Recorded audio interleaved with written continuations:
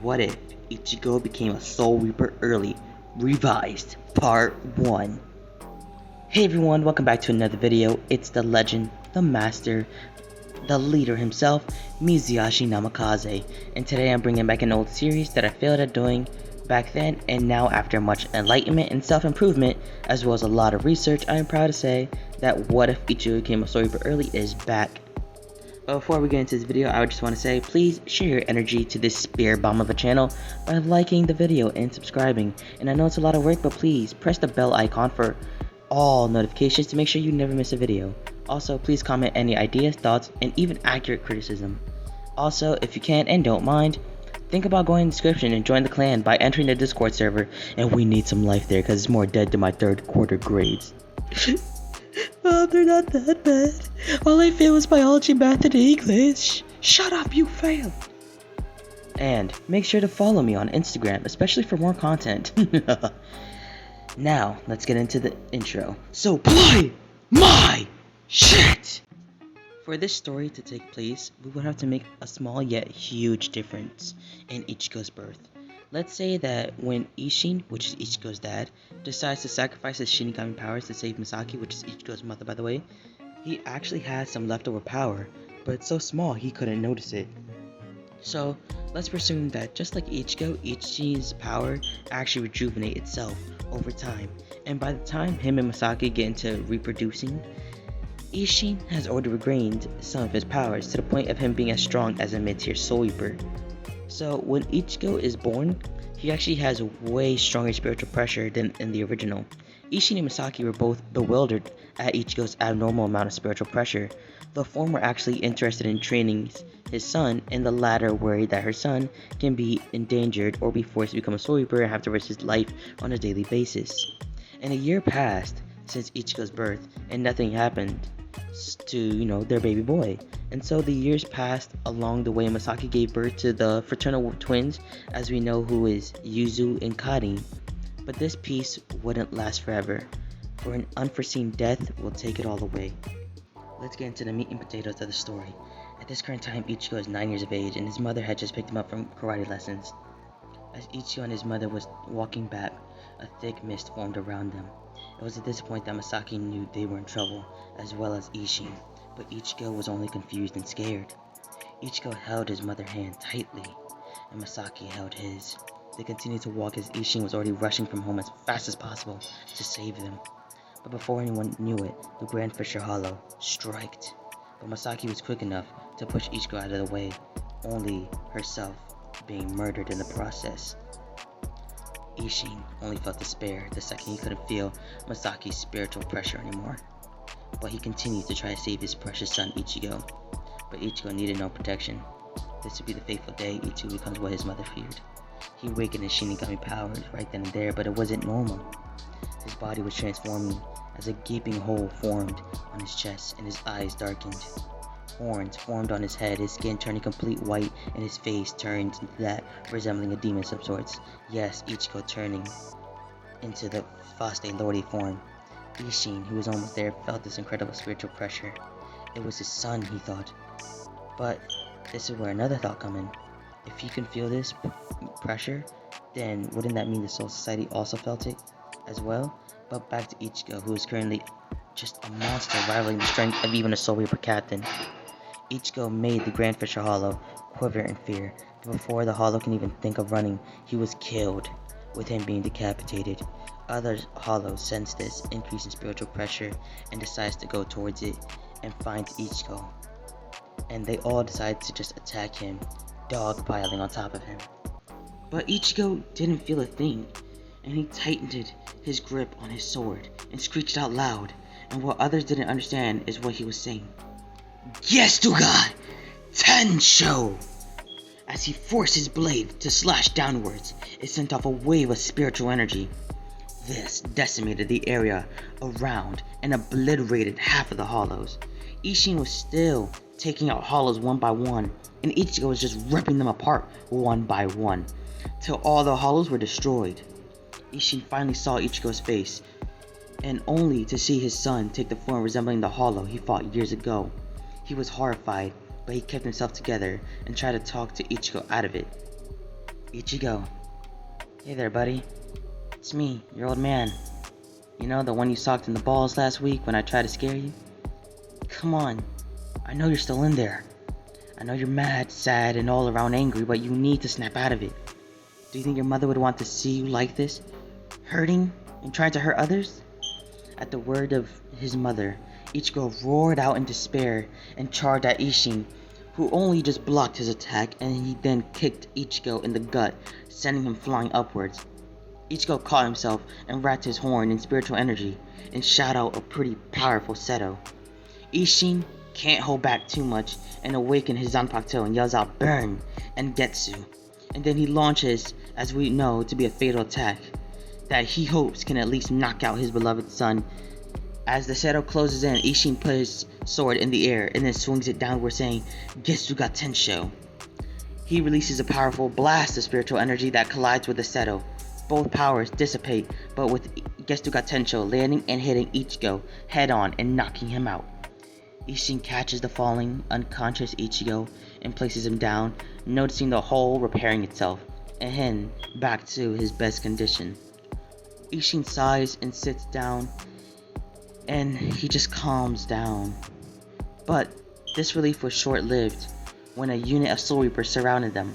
Then a man with long black hair and pale skin walked forward. He had sharp features and he was wearing a captain's robe over his Shinigami uniform.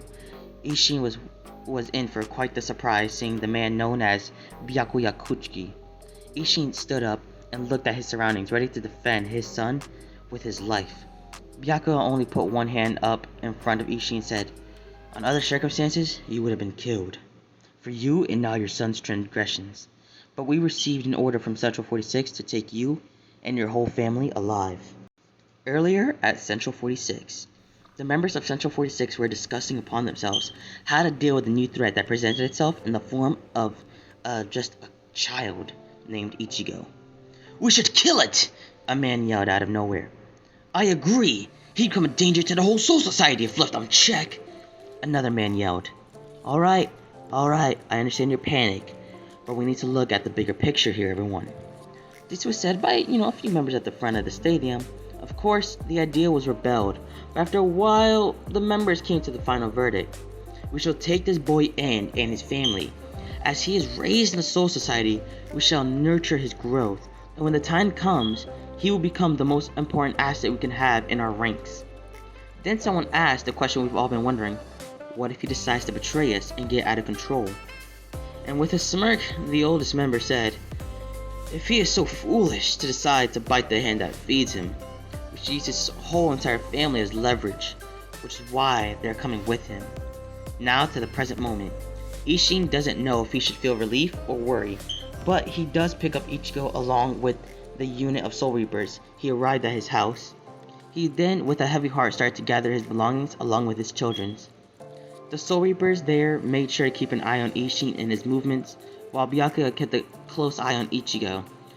When Ishin was done packing, he asked, if before leaving he can at least bury his lover. Byakuya at this time had at least some sympathy and agreed to his request, but said she must be buried in the world of the living. Hurry up. Ishin did what is instructed and had to see and pick up her corpse with tears in his eyes, and he buried her body with his bare hands. Then they all left through the portal just to go to the Serite. Now at the Serite, the group stepped out of the portal and was escorted to what will be their living quarters. It was a large temple, and inside was a cozy, living space that even somewhat resembled their home in the world of the living. But before Ishin can finish unpacking, Karin and Yuzu woke up from their nap and started crying, which then causes Ichigo to wake up and turn into a state of panic, which then forces Byakuya to then take Ichigo by the wrist and hold him up in the air to knock him out again. Ishin turns out to be in a bad spot. But after about a whole hour, he finally put the girls to sleep and placed all their belongings away. He goes along with Byakuya, sadly leaving his precious daughters with some random ass soldiers, to then be the captain meeting hall. As Ishin is forced to walk into the hall with his unconscious son in hand, all he can see are the intense glares and just stares of hatred and curiosity. Before anything can get started, some Soul Reapers come with a bucket of water and splash it on just on Ishin and his son to wake up Ichigo. Couldn't find no other way, apparently. When Ichigo awakens, he is quickly panicking and looking for his father for comfort and safely, just to feel safe. But when he sees his father in his Shinigami uniform, he can instantly understand that they are in danger. He looks around himself to analyze their surroundings. Then the memory of his mother's death dawns on him again. He slowly starts to form tears, and Ishin and the soldiers notice this, mainly Retsu. Soifan, who was pretty looking at the boy with eyes of disdain along with his father, now noticed the tears boiling up in Ichigo's eyes, and she knew what was coming along with everyone else that was present, and they all just sighed in despair. As expected, Ichigo then wailed out loud as he bawled his eyes out. He cried for his mother. Ishin wanted to comfort his child, but can only hold him tight. As the captains look on in annoyance, all Ishin feels is sadness.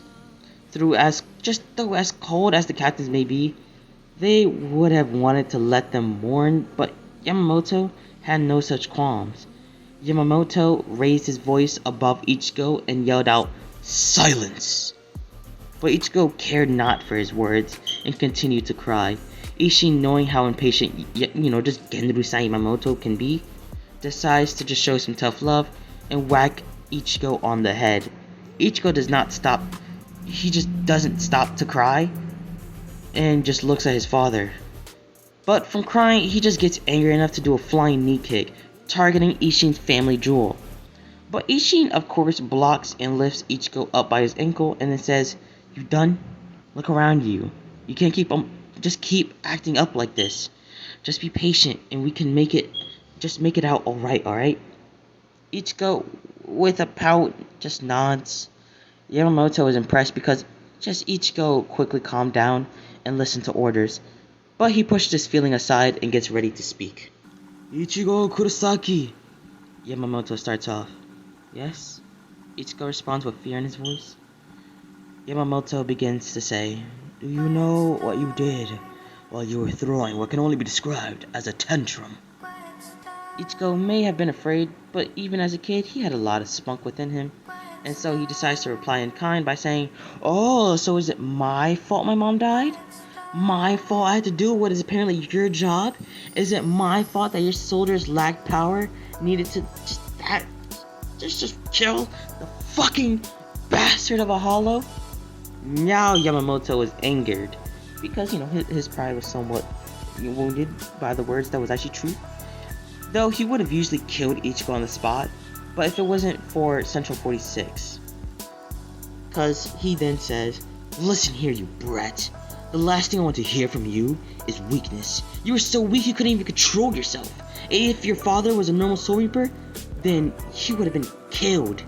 He would have been dead because of you." When Yamamoto said this, Ichigo went silent. Because he couldn't say anything, because when he was knocked out, all he was doing was dreaming, more like reminiscing of the events that were taking place. And when he remembered what he was about to do to his own dad, he would always restart the dream, or more should be considered as a nightmare, as it always replayed it again and again, his mother's death and what he could have done if his father was weaker. He would have killed his dad. Alright? But Yamamoto, who realized Ichigo's silence, took the chance to hurry up and explain what shall happen next just according to Central 46's will.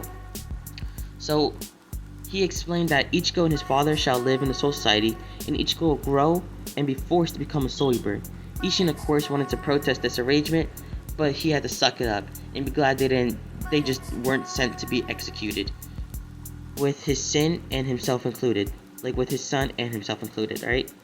Unlike Ishin, though, Ichigo didn't know about the whole, he had dug with his actions. And so, like the child he is, he demanded to know why his family had to go through the trouble, especially his newly born sisters, who just turned 5. But Ishin quickly takes him to the side before Yamamoto does something to him, because he can already see veins popping out of his head. He whispers to Ichigo, "Kiddo, We can't talk our way out of this. We just gotta accept their conditions, alright? It's as much as Ichigo would have wanted to protest, he doesn't want to get another whacking. And if his dad is nervous, that means these people are just really strong. Because throughout the years, he actually, like, Ishin has recovered his power even more and actually got his original powers back. And Ishin has shown his children time and time again how strong he is, which is why Ichigo is much more wary in this case. Then Yamamoto explained to Ishin and Ichigo what their futures will be, from where they will live and what they'll eat, and where the girls will learn and what will happen to Ichigo. But that, Namikaze fam, is where we're gonna end this story and will be continued in part 2. Well, that's if this is even worth a part 2. I'm not gonna lie, throughout the story I sort of messed up in a few cases, and that was mainly me stuttering, alright? And I apologize for that, or like sometimes I misread the lines. And I'm not gonna lie everyone, by the time this is finished uploading, it was technically scheduled for yesterday, but I was getting distracted and also procrastinating and a bit busy just looking for a job. Then again, the script was long and difficult to make throughout the week. You can read the script for yourself in the description if y'all want. Really quick though, for the not to waste your time, y'all, just to not waste y'all time, the like goal will be 15 likes. Please like and subscribe for more content similar to this and more, and join the Discord or follow me on Instagram. And with that being said everyone, I'll see y'all on the next video. Peace. You should never give her up. I think it's the way life changes when in love, yeah. I surround my soul with the positivity.